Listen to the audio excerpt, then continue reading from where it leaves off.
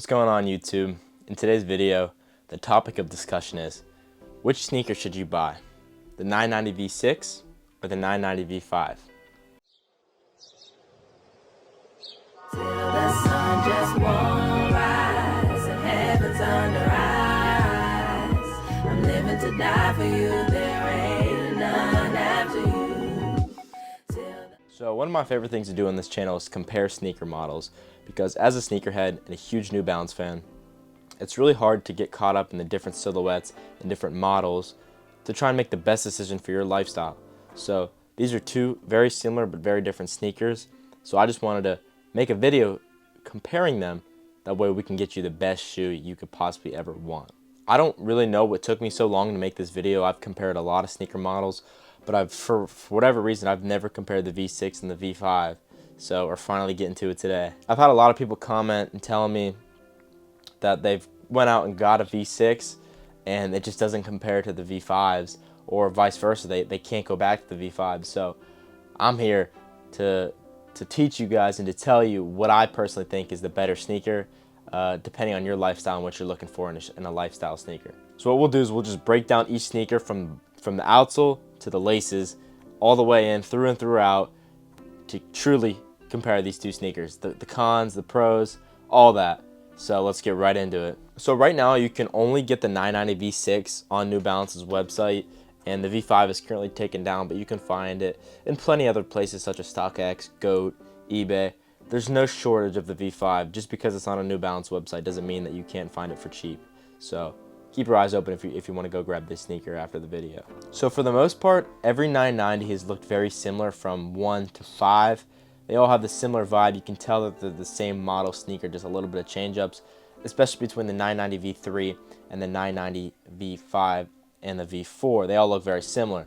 But New Balance went a completely different route with the V6, which I really do enjoy.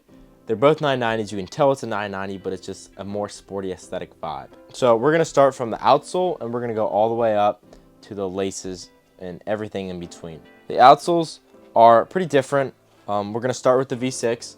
The V6 outsole features energy, which is just what New Balance typically uses for their outsoles, in the black on the top and the bottom. Very comfortable, very durable, except one of the main negative things about the 990 V6 is the outsole, which is this gray piece right here.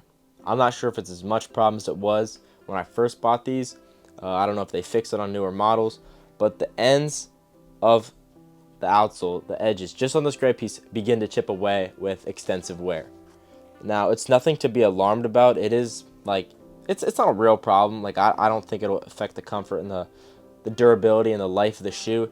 It's just something that's a little annoying that New Balance could have easily corrected by just putting this black rubber right here instead. Now, this is the only pair of V6s that I have that have done this. My other ones have not. So I think they put a more durable material on there to kind of help preserve this 4-foot patch on the outsole. But for the most part, the outsole is pretty durable. It just has New Balance branding. It says established in 1982.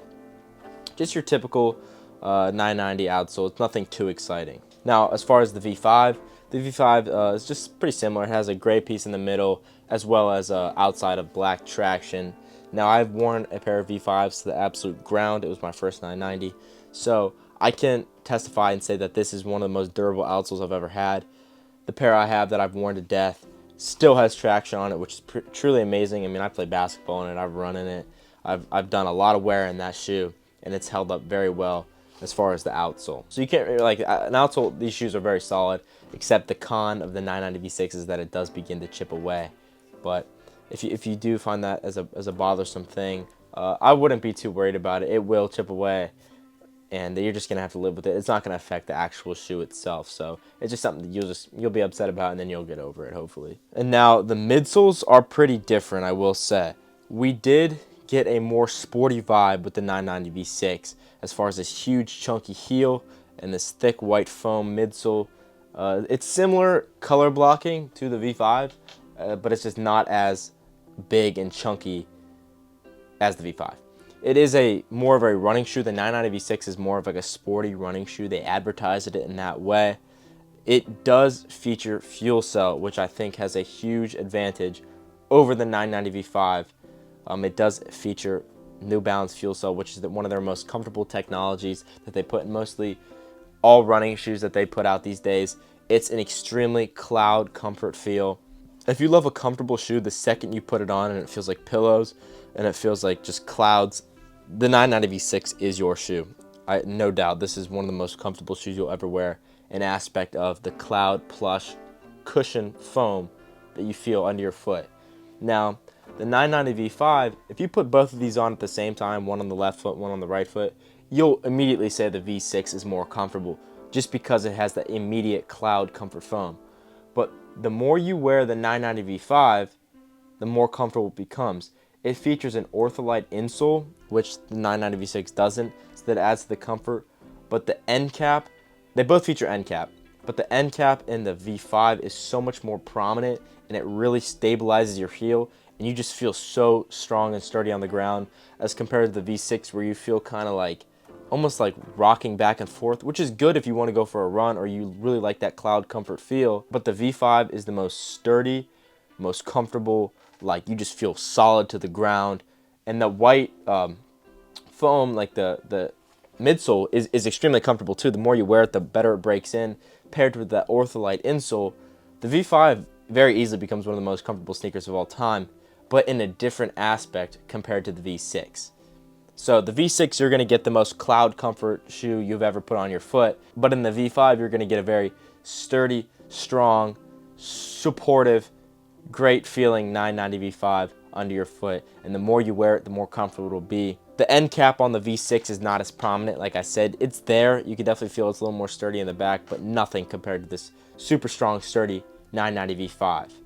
So for the comfort, they're different comforts. I would say this is a 10 out of 10, and this is also a 10 out of 10, but this one's super, super cushiony and foamy, and this is more stable and strong, but also has a nice softness to it. They're both great, but it's up to you to make that decision of what you want. If you want to feel sturdy all day, get the V5. If you want to feel cloud comfort and super duper cushion, get the 990 V6. I think the aesthetic of the 990 V5's midsole is a little better. I just think it looks more like a lifestyle sneaker, and you could probably wear it with more things and style it better as opposed to this chunky running midsole that's placed on the V6.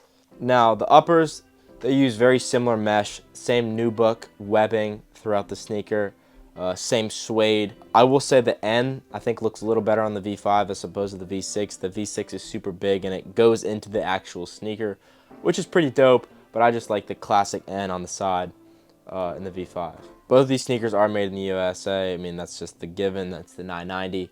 What I don't like about the V5 is this plastic piece right here. I think that's just, it's supportive and it does feel good on your foot. But I think the V6 looks better, and I'm glad that they took that away and just put a reflective piece there instead. So the materials are basically the same. The tongue on the V5 is a little more thick as opposed to the V6 where it's more thin. Whatever is more comfortable to you. They're both super comfortable. They both curve to your foot.